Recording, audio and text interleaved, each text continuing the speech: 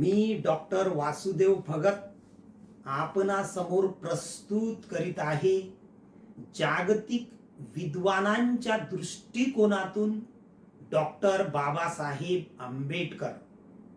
बाबासाहेबांचे व्यक्तिमत्व जागतिक विद्वानांच्या दृष्टिकोनातून 3 विभागामधून जाणून घेता येईल. पहिला विभाग म्हणजे बाबासाहेब जेव्हा विद्यार्थी होते तेव्हा त्यांच्या बाबत जागतिक विद्वानांनी कोणते वक्तव्य केले. तर बाबासाहेब 1913 अमेरिकेच्या कोलंबिया विद्यापीठामध्ये MA PhD चे शिक्षण घेण्यासाठी गेले असताना तेथील प्रोफेसर सेलिगमन यांनी असे म्हटले होते की भीमराव आंबेडकर हे केवळ हिंदी विद्यार्थ्यांमध्येच विद्वान नाही तर अमेरिकन विद्यार्थ्यांमध्ये सुद्धा विद्वान आहेत.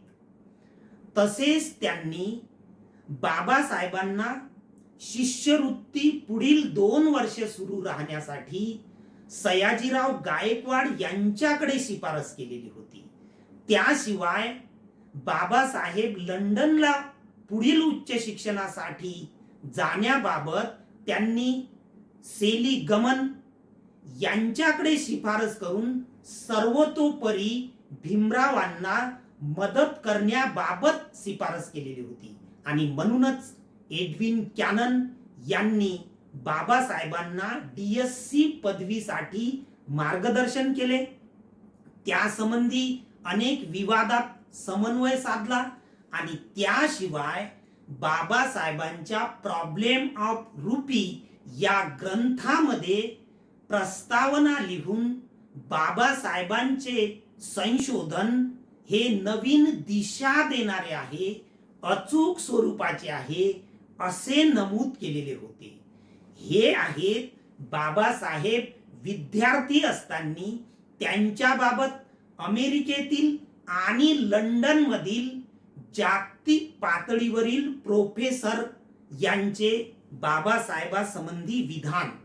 तर दुसरा विभाग म्हणजे बाबासाहेबांनी भारतात येऊन जे विभिन्न क्षेत्रात कार्य केले, चळवळ उभी केली, त्यांच्या हयातीमध्येच जागतिक विद्वानांनी त्यांच्या समोर त्यांचा गुणगौरव केलेला आहे, त्यांचा समावेश यामध्ये होईल.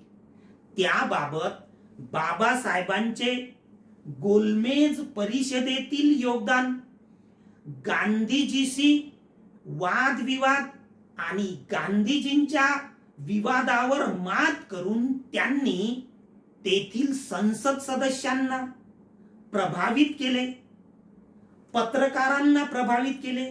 विभिन्न न्यूजपेपर मधून बाबासाहेबांच्या कार्याबाबत विद्वान म्हणून, वक्ते म्हणून, कायदे पंडित म्हणून असे लिहून आलेले होते. एवढेच नव्हे तर याच त्यांच्या प्रयत्नांचा, वक्तव्याचा भाग म्हणून इंग्लंडचे प्रधानमंत्री रॅमसे मॅकडोनाल्ड यांनी जो जातीय निवाडा जाहीर केला, त्या निवाड्यामध्ये बाबासाहेबांच्या प्रयत्नामुळेच अस्पृश्यांना स्वतंत्र मतदार संघ प्राप्त झाला होता. ही महत्वपूर्ण योगदान म्हणावे, कामगिरी म्हणावी, तेही जागतिक पातळीवर. भारतीय अस्पृश्यांसाठी असेल, परंतु जगाच्या विचार मंचावरून बाबासाहेबांनी ती मिळवलेली होती. तर पुढे लॉर्ड माउंटबॅटन यांनी बाबासाहेबांच्या एकूण कार्यकर्तृत्वाबद्दल एक लेख लिहिलेला होता. लॉर्ड माउंटबॅटन हे 32 पासून बाबासाहेबांना ओळखत होते. ते भारताचे शेवटचे गव्हर्नर जनरल होते, हे आपणास माहित आहे. तर माउंटबॅटन बाबासाहेबांबद्दल लिहितात की डॉक्टर आंबेडकर भारतामध्ये स्वातंत्र्य, समता, बंधुता, न्याय प्रस्थापित करण्यासाठी संपूर्ण जीवनभर लढलेले योद्धे होते. तोच प्रयत्न त्यांनी विभिन्न माध्यमाबरोबरच संविधानामधून सुद्धा केलेला आहे.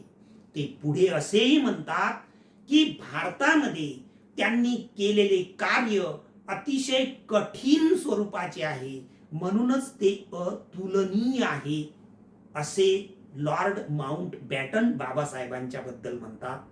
त्यानंतर संविधानाची दखल किंवा संविधान निर्मितीतील बाबासाहेबांचे योगदान, त्यांचे संपूर्ण देशातील कार्य याची जाणीव अमेरिकेच्या कोलंबिया विद्यापीठाला झाली आणि त्यांनी बाबासाहेबांच्या या सर्व कामगिरीबद्दल त्यांना कोलंबिया विद्यापीठाद्वारे डॉक्टर ऑफ लॉज ही पदवी बहाल केली.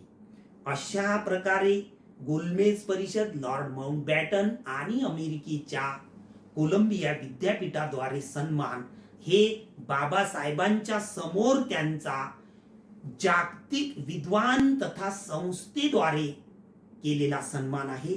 तर त्यानंतर बाबासाहेबांच्या महापरिनिर्वाणानंतर सुद्धा अतिशय मोठ्या प्रमाणात अनेक देशांच्या संस्था आणि विद्वानांतर्फे त्यांचा सन्मान करण्यात आलेला आहे. त्यामध्ये अमेरिकेच्या न्यूयॉर्क टाइम्स या वर्तमानपत्राने श्रद्धांजली समर्पित करताना म्हटलेले आहे, डॉक्टर आंबेडकरांचे योगदान हे केवळ भारतापुरते मर्यादित नसून त्यांच्या विचाराचा प्रभाव संपूर्ण जगावर पडलेला आहे, असे त्यांनी नमूद केलेले आहे. तर इंग्लंडचे लंडन टाइम्स हे वर्तमानपत्र श्रद्धांजलीपर असे नमूद करतात की डॉक्टर आंबेडकरांनी भारताच्या शासनाचा कायदेशीर पाया रचलेला आहे, म्हणजे संविधान निर्माण केलेले आहे. तसेच याही पेक्षा महत्वाचे म्हणजे हिंदू कोड बिल सादर करून महिलांच्या स्वातंत्र्याचा, समतेचा ध्यास त्यांनी घेतलेला आहे, असे ते नमूद करतात. तसेच युनेस्कोद्वारे असे म्हटलेले आहे की अस्पृश्यांसाठी जे महात्मा गांधी करू शकले नाहीत ते डॉक्टर आंबेडकरांनी केलेले आहे. तसेच इंग्लंडचे बुद्ध धम्म प्रसारक संघरक्षित यांनी म्हटलेले आहे, डॉक्टर आंबेडकरांचे कार्य हे विभिन्न पैलूमध्ये आहे आणि त्या सर्व पैलूमधून त्यांनी नवीन इतिहास रचलेला आहे आणि ते आपल्या कार्यातून अजरामर ठरलेले आहेत. असे विभिन्न देशातील विचारवंतांनी त्यांच्याबद्दल मांडलेले विचार महत्वपूर्ण ठरतात. त्यामध्ये श्रीलंकेचे जी.पी. मलाल शेखरा, तसेच जपानचे रिनी नाकामा यांचा सुद्धा समावेश आहे. एडवर्ड थॉम्सन, विन्सेंट शिएन अशा अनेक विचारवंतांचा समावेश विभिन्न देशांमधून आहे.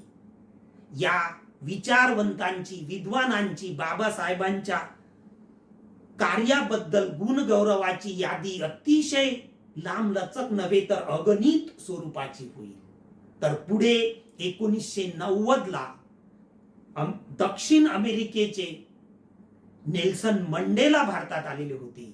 त्यांनी बाबासाहेबांच्या बद्दल म्हटलेले आहे की समता आणि लोकशाही रुजविण्यासाठी प्रयत्न करणारे बाबासाहेब आंबेडकर हे एक योद्धा होते. त्यांनी निर्माण केलेले संविधान आम्ही आमच्या देशाच्या नवीन संविधान निर्मिती करताना आमच्या समोर दीपस्तंभासारखे राहील. तर doctor Amartya Sen, Nobel prize विजेता, असे म्हणतात की अर्थशास्त्रातील डॉक्टर आंबेडकरांचे कार्य मी त्यांना माझ्या पितामहासारखे मानतो. तर बराक ओबामा बाबासाहेबांच्या बद्दल म्हणतात की डॉक्टर आंबेडकरांनी प्रतिकूल परिस्थितीला सामना करून तोंड देऊन या देशाला आदर्श संविधान तयार करून दिलेले आहे. अशा प्रकारे अनेक विद्वानांनी बाबासाहेबांचा त्यांच्या दृष्टिकोनातून गुणगौरव केलेला आहे. या सर्व गुणगौरवाबरोबरच माझा एक अनुभव या प्रसंगी मी नमूद करतो. गतवर्षी थायलंडला गेल्यानंतर तेथे जगातील सर्वात मोठी सोन्याची बुद्ध मूर्ती आहे. त्या बुद्ध मूर्तीला अभिवादन केल्यानंतर तेथील भंतेजीशी सहज संवाद साधला आणि तो देश पाहून, तिथलं वातावरण पाहून मी त्यांना म्हटले की your country is sophisticated, modern and rich, असं मी म्हटलं त्यांना. तेव्हा त्यांनी सकारात्मक प्रतिसाद दिला, परंतु ते पुढे म्हणाले, you are truly fortunate because Buddha and Babasaheb Ambedkar were born in your countries.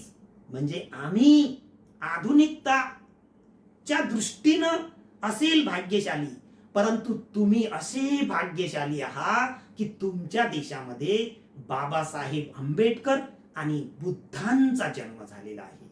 अशा प्रकारे बाबासाहेबांच्या बद्दल पूर्वीपासून तर आजच्या काळातील धम्मगुरू आणि विचारवंत निरंतरपणे बाबासाहेबांचा गुणगौरव करीत आहेत.